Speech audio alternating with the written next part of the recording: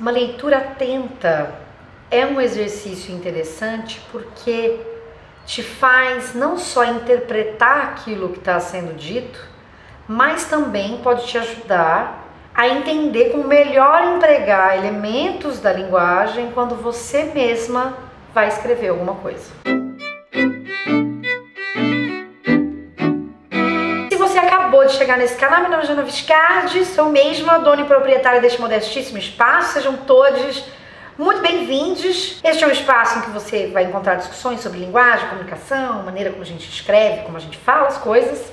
E você pode me encontrar também nas outras redes sociais. Eu às vezes escrevo lá para Justificando, e tem também a possibilidade de você participar para a continuidade desse canal através do financiamento coletivo. Nós esperamos a sua contribuição, são só R$10 por mês.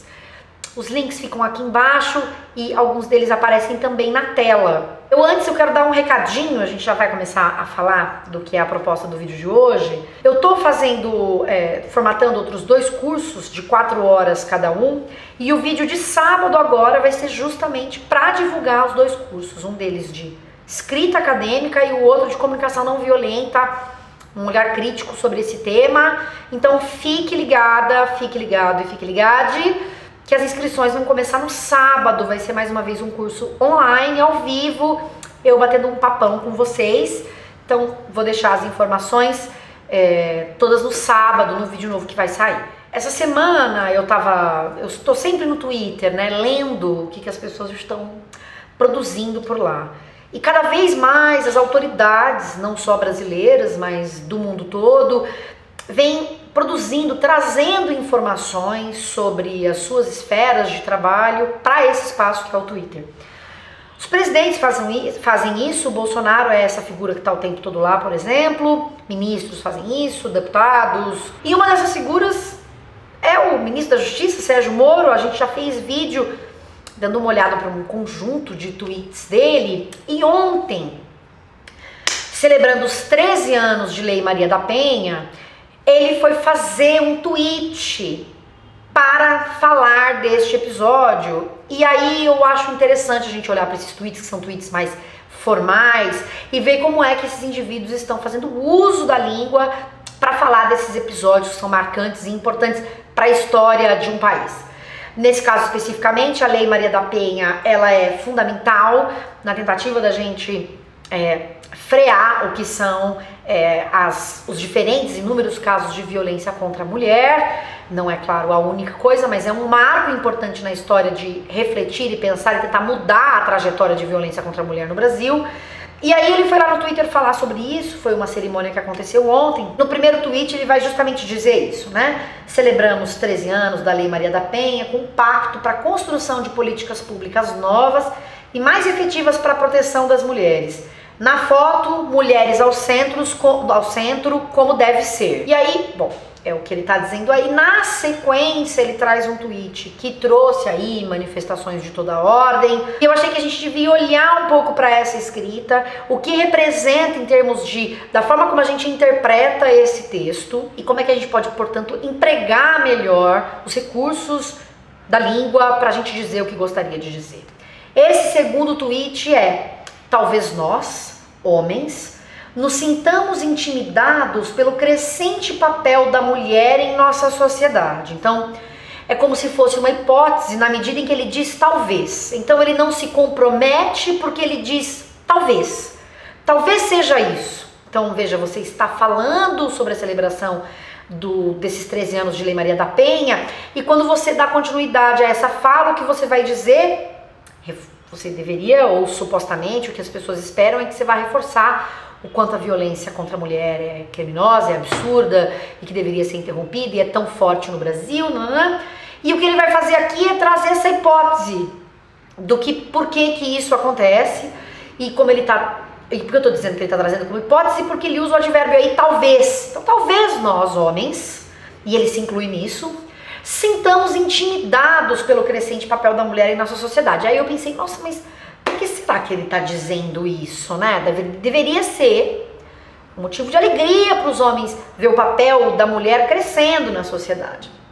Aí ele continua e ele começa a próxima oração dizendo: por conta disso e esse disso está se remetendo à ideia da oração anterior, que é dizer que os homens podem se sentir intimidados pelo papel da mulher na sociedade que está crescendo. Então, por conta disso, e é ele que está dizendo, isso não sou eu, por conta disso, parte de nós corre, infelizmente, outro advérbio para dizer que isso, né, é um infortúnio, infeliz, a violência física ou moral para afirmar uma pretensa superioridade que não mais existe. A gente tem vários problemas aqui.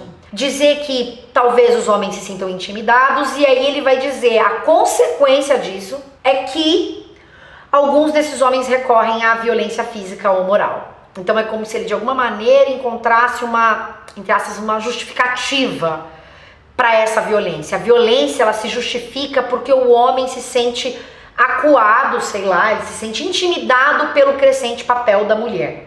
Então isso já é um problema, ele é um ministro, ele não deveria ficar tentando justificar por que o homem pode cometer uma violência. Ele deveria abominar a violência e aí discutir, sei lá, as diferentes possibilidades de masculinidade, falar de masculinidades tóxicas, seria um outro caminho para trazer essa discussão, ao invés de justificar no crescente papel da mulher uma possível violência a elas. E aí um segundo elemento aqui que é problemático é justamente ele dizer que essa parcela dos homens que faz a violência, comete a violência física ou moral, faz isso para afirmar uma pretensa superioridade, então não está dizendo que é uma superioridade, mas uma suposta superioridade, e aí aqui é que está o problema, que ele vai dizer que não mais existe.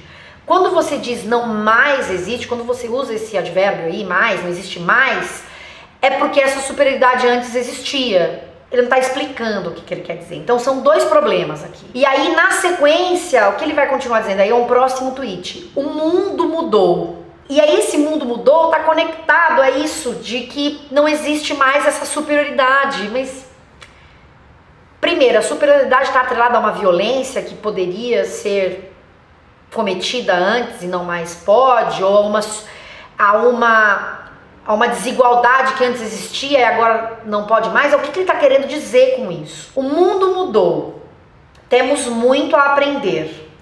Diz isso não o ministro, mas o filho, marido e pai de mulheres fortes. Então no final ele tenta trazer essa ideia de que temos todos muito a aprender, mas o tweet anterior é um equívoco justamente por justificar o que seriam as ações violentas dos homens contra as mulheres, dizendo que isso acontece por causa da mulher, porque o papel dela na sociedade está mudando e é como se, portanto, a culpa fosse da mulher em sofrer a violência. Isso é uma problematiquíssima manifestação pelos 13 anos da Lei Maria da Penha. Essa leitura nos ajuda a entender quais são os melhores recursos a serem empregados para discutir essa questão. Nesse caso não é só uma questão de vocabulário, mas é de escolha mesmo temática. Estou falando de Lei Maria da Penha, quais são os argumentos que eu vou trazer em torno disso. Então, essa escolha argumentativa não foi boa. O último tweet, ok, o mundo mudou, temos muito a aprender, mas esse recheio, que é o quê? O argumento central dele para falar da celebração da Lei Maria da Penha é ruim. O final casaria bem se esse recheio, se a parte central da argumentação dele não tivesse em torno de dizer que o homem, por ver a mulher crescendo, bate nela. Alguns de nós batem nela. Mesmo que ele esteja dizendo que isso é infeliz. Ele está justificando a agressão nisso. E isso demonstra também desconhecimento. É simplesmente o que acontece? A culpa é da mulher? A gente não vai falar da sociedade machista, dos equívocos dela de maneira explícita, tá? Não assim, de maneira bem sutil como ele fez, dizendo que tem uma pretensa superioridade, e aí quando ele diz isso, você fala, opa, pretensa superioridade, acho que ele vai parar aí. Não, e aí ele vai dizer que não existe mais, ou seja, existia antes. O que ele está querendo dizer com essa existência que existia, então, essa superioridade antes, e a gente deveria, então o mundo mudou e a gente devia aprender. Não explicou o que ele está chamando de superioridade, não explicou que essa coisa de querer dizer que não existe mais, não explicou que era ruim superioridade no sentido sei lá o que, ele não explicou nada. Então, esse argumento central foi mal feito, mal acolhido para falar da Lei Maria da Penha, da celebração desses 13 anos da Lei Maria da Penha, o que nos mostra que a gente tem muito a aprender, porque ele é um ministro da Justiça, ele é o sujeito que deveria dizer outras coisas, deveria estar melhor assessorado na hora de falar sobre esse assunto. É sobre isso que eu quero conversar com você hoje, para você olhar para a escrita e como isso pode te ajudar a repensar o que é também, portanto, a sua própria escrita e a interpretação dos textos que você tem diante de si. E faz esse exercício, quais são os argumentos que você usa para discutir, para celebrar, para apresentar uma questão que é problemática, para você não incorrer nesse erro de, nesse caso, imputar às mulheres algo que não é culpa delas, porque é isso que está subentendido nesse texto aqui. Na verdade, nem subentendido, porque ele diz que é por conta disso, né? Desse papel das mulheres que está crescendo, que os homens fazem o que fazem. É preciso ser um pouco mais profundo, em especial sendo ministro da Justiça. Deixo aqui o meu beijo para vocês, não se esqueça de contribuir para a continuidade desse canal, deixa aqui o seu comentário e o seu like. Nos vemos no sábado com um vídeo falando sobre os nossos cursos. Beijo, tchau!